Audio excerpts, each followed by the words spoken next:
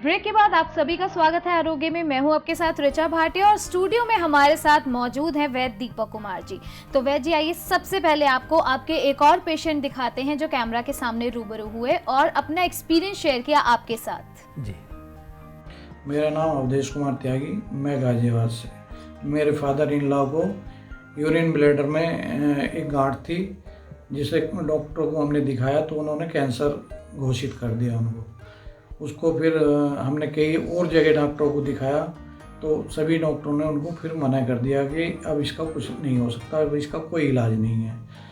मेरे एक दोस्त हैं अजय कुमार त्यागी, उनके द्वारा मुझे वैद्य दीपक कुमार जी का पता पड़ा हरिद्वार में।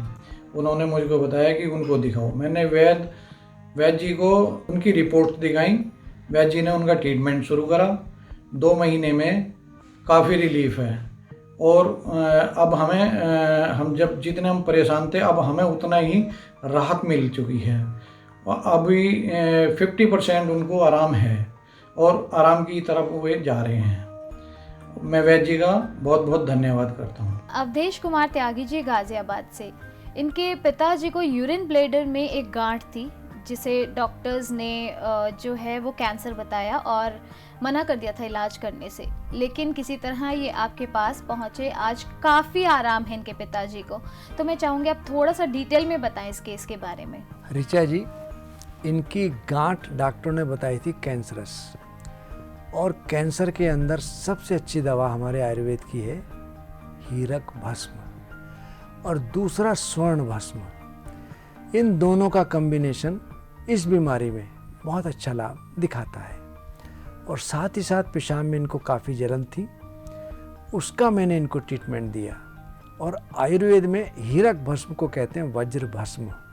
इसके लिए कहा है कि जिस प्रकार देवताओं का राजा इंद्र अपने वज्र के प्रहार से राक्षसों का संहार करता है, उसी प्रकार आयुर्वेद का वज्र यानी कि हीरक कर्कटाबुद्र यानी कि कैंसर का संहार करता है। मैंने इनको ये सेवन कराई, स्वर्ण भस्म और हीरक भस्म, साथ में इनको और दवाइयाँ सेवन कराई। धीरे धीरे इनको लाभ मिला, इनकी भूख खुली, इनका बुखार टूटा। और बुखार कोई बीमारी नहीं है।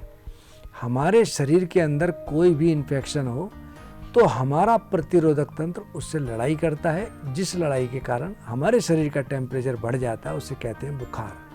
चाहे चिकनगुनिया हो, वायरल हो, टाइफाइड हो, मलेरिया हो, डेंगू हो या किसी भी प्रकार का इन्फेक्शन हो, तो बुखार आता ही है।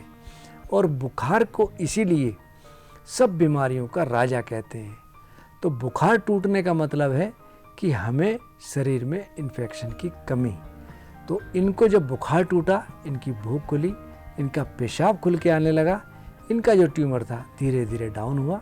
तो आपने देखा भगवान के आशीर्वाद से अभी काफ़ी हद तक स्वस्थ है। बहुत बहुत शुक्रिया इतनी अच्छी जानकारी हमारे साथ शेयर करने के लिए। वैद्य जी, एक सवाल हमारे पास YouTube के ज़रिए आया है कमेंट बॉक्स में, और इनका कहना है कि इनकी जो उम्र है अराउंड 35 साल है और ये दिल्ली से हैं। और इनका कहना है कि जब भी ये बाहर ट्रैवल करती हैं, लंबा ट्रैवल करती हैं, इनको यूरिन की बहुत ज़्यादा प्रॉब्लम आती है, यानी कि बहुत ज़्यादा इनको यूरिन आता है, जिससे ये बहुत ज़्यादा परेशान है और इन्हें डर लगता है लंबा ट्रैवल करने में। तो क्या दिक्कत हो सकती है ये और क्या कर सकती है उसके लिए? ऋचा जी, कुछ लोग साइकोलॉजी रूप से बहुत ज़्यादा परेशान हो जाते हैं। मैं अक्सर कुछ लोगों को देखता हूँ कि यदि उनकी कोई ट्रेन शाम को 3 बजे है तो 11 बजे स्टेशन पर जाके बैठ जाते हैं। या कुछ लोग जब घर में लॉक लगा के जाते हैं तो बार बार चेक करते हैं कि लॉक लगा या नहीं। उनको हाजत सी बन जाती है, डर समाने लगता है। इसी प्रकार कुछ लोग ऐसे होते हैं जिनको ट्रैवलिंग के नाम से डर लगता है और बार बार पेशाब का, यूरिनेशन की बहुत ज़्यादा इच्छा होती है। आपने देखा होगा कृष्ण जन्माष्टमी के समय अक्सर घरों में गोंद की मिठाई बनती है और इस मिठाई को सेवन करने से पेशाब बंद के आता है और ये बहुत पौष्टिक भी है। यदि हम 1 चम्मच गोंद पानी में मिला के वैसे ही सेवन करते रहें तो जो बहुमूत्र की समस्या है उसमें भी हमको लाभ मिलता है। इसी प्रकार जो ग्वार बीज है, यदि हम उसका चूर्ण 1 चम्मच दिन में 2 बार पानी के साथ सेवन करते रहें, उससे भी हमको लाभ मिलता है। ये छोटे मोटे प्रयोग जो हैं, ये छोटे मोटी बीमारियों में या जो शुरुआत की अवस्था हो उसमें काम करते हैं। कुछ लोगों को डायबिटीज़ होती है, उसमें ये दिक्कत बहुत तेज़ी से बढ़ती है। तो सबसे पहले हमको ये देखना चाहिए कि उनको डायबिटीज़ तो नहीं है, डायबिटीज़ शुगर का चेक करा लें। इस प्रयोग को करें जो मैंने बताए हैं। यदि इनसे लाभ ना मिले तो मैं उनसे कहूँगा कि फ़ोन द्वारा हमारे से संपर्क करें या हमारे से एक बार आकर के जज कराएं, मिलें। तो मैं उम्मीद करता हूँ इनका निश्चित रूप से निवारण होगा। यदि नहीं आ सकते तो फ़ोन पे दवाई मंगा सकते हैं। क्या कारण है उनसे बात करके इसका निवारण करते हैं, ट्रीटमेंट करके। कुछ दवाई आयुर्वेद की ऐसी हैं जो इस प्रकार की बीमारी में खास तौर से यूरिनरी सिस्टम को बहुत स्ट्रॉन्ग करती हैं। तो इसको प्रयोग करें, नहीं तो ये संपर्क कर लें, इनका निवारण निश्चित रूप से हो जाएगा। बहुत बहुत शुक्रिया वैद्य जी। आई एम श्योर कि आपको आपके सवाल का जवाब मिल गया होगा। लेकिन अगर बाकी जो दर्शक हैं उनका भी ऐसा कोई सवाल है किसी भी बीमारी से जुड़ा, तो इन नंबर्स पे कॉल कर सकते हैं जो लगातार हमारी टीवी स्क्रीन पर फ्लैश हो रहे हैं। वैद्य जी, क्योंकि आज का एपिसोड हर्पीस के बारे में था तो हमारे पास समय बहुत कम है, लेकिन मैं आपसे ये ज़रूर जानना चाहूँगी कि आयुर्वेदा के पास हर्पीस का क्या इलाज है? ऋचा जी, अभी मैंने बताया था हर्पीस जोस्टर के बारे में कि चंदन या गोपी चंदन उसके ऊपर लगाएं या नारियल के तेल में कपूर डाल करके उसको लगाएं तो हमको लाभ मिलता है। लेकिन ये प्रयोग छोटी मोटी अवस्था में तो काम कर जाते हैं। जब ये बीमारी बढ़ जाती है, अक्सर ये बीमारी 6 महीने तक बहुत ज़्यादा परेशान करती है, तो उसमें हमको ट्रीटमेंट की आवश्यकता पड़ती है। दूसरा, हर्पीस सिम्प्लेक्स 1 और 2। यदि मुंह के अंदर दाने हैं तो हम मुंह के अंदर या तो ग्लिसरीन लगाएं या केले के पत्ते के ऊपर जो सुबह के समय औस होती है उसको हम रुई में लपेट करके मुंह में लगाएं, उससे भी हमको बहुत लाभ मिलता है। लेकिन यदि HSV-2 है, गायनिक पार्ट में दाने हो रहे हैं, तो उसमें हम नारियल का तेल या जात्यादि तेल लगाएं या नीम के पत्तों को पानी में उबाल कर उसका हम प्रक्षालन करें, उससे भी लाभ मिलता है।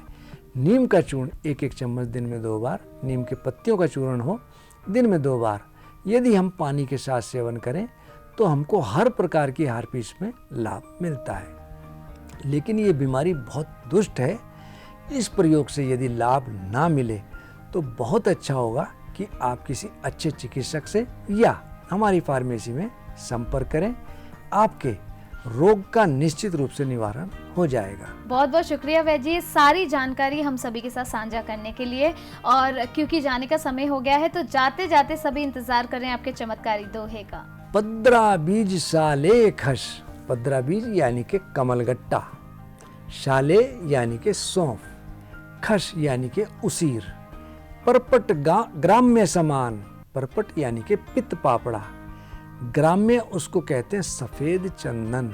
होना चाहिए सफ़ेद चंदन ही, चंदन अब काफ़ी दुर्लभ हो गया, बहुत महंगा भी है। धात्री धान्यक क्वात से, धात्री यानी के आंवला और धान्यक यानी के धनिया, शीघ्र जलन अवसान यानी के पद्रा बीज सा लेखस, परपट ग्राम्य समान, धात्री धान्यक क्वात से, शीघ्र जलन अवसान। कमलगट्टा, सौंफ, खस, पित्त पापड़ा, सफ़ेद चंदन, आंवला और धनिया, इनको समभाग लेकर क्वाथ बनाकर यदि हम सेवन करें तो हमारे शरीर में किसी भी प्रकार की जलन हो या दाने हो, खासतौर से हर्पीस के, उसमें निश्चित रूप से लाभ मिलता है। बहुत बहुत शुक्रिया ये सारी जानकारी हमारे साथ शेयर करने के लिए। थैंक यू सो मच, आप यहाँ पर आए और इतनी अच्छी जानकारी हमारे दर्शकों के साथ आपने शेयर की। थैंक यू, धन्यवाद। तो दोस्तों, क्योंकि हमारा जाने का समय हो गया है, लेकिन जाते जाते एक सलाह ज़रूर देना चाहूँगी। बीमारी चाहे छोटी हो चाहे बड़ी, जो भी हम अपने एपिसोड्स में अगर आपको घरेलू उपाय बताते भी हैं तो आप उन्हें इस्तेमाल ज़रूर करें, but for the time being. लेकिन अगर आपको लगता है कि कोई भी बीमारी आपको है या शुरुआत हो रही है किसी बीमारी की, एक बार डॉक्टर से सलाह ज़रूर लें, एक बार उन्हें चेकअप ज़रूर कराएं, उसके बाद ही आप अपनी जो औषधियाँ हैं उन्हें स्टार्ट करें। तो आप इन नंबर्स पे कॉल कर सकते हैं जो लगातार आपकी टीवी स्क्रीन पर फ्लैश हो रही हैं। वैद्य जी से बातचीत कर सकते हैं, अपॉइंटमेंट फिक्स कर सकते हैं और किसी भी बीमारी से जुड़ी कोई भी समस्या है उसका हल आपको यहाँ ज़रूर मिलेगा।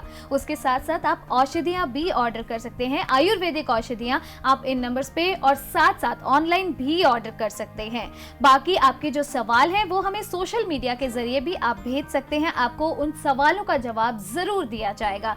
तो सारी डिटेल्स आपके सामने हैं, आप इन डिटेल्स को सेव कर लीजिए ताकि आप जो है अपने जीवन में स्वस्थ रह सकें। आयुर्वेद से जुड़ेंगे तो यकीनन आप स्वस्थ रहेंगे। लेकिन फिलहाल आपको हमें इजाजत देनी होगी, आपसे फिर से होगी मुलाकात। तब तक के लिए अपना ख्याल रखिएगा। नमस्कार।